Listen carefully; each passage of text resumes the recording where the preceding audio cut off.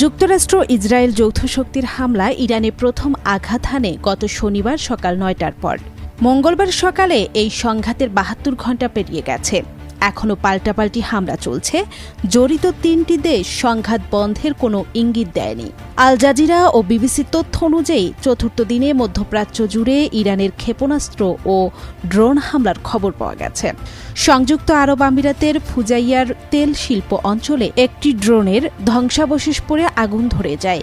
ইসরায়েলের সীমান্তবর্তী এলাকা থেকে লেবানন তাদের কয়েকটি ইউনিটের সেনা সরিয়ে নিয়েছে। পশ্চিম ইরানের হামাদানে যৌথ শক্তির হামলায় অন্তত ৫ ইরানি নিহতের খবর পাওয়া গেছে। আহত হয়েছেন ২৫ জন। অন্যদিকে কেরমান প্রদেশে হামলায় প্রাণ হারিয়েছেন অন্তত ১৩ ইরানি সেনা। ইরানি রেড ক্রিসেন্ট জানিয়েছে দেশটিতে নিহতের সংখ্যা ৭৮৭ জনে দাঁড়িয়েছে।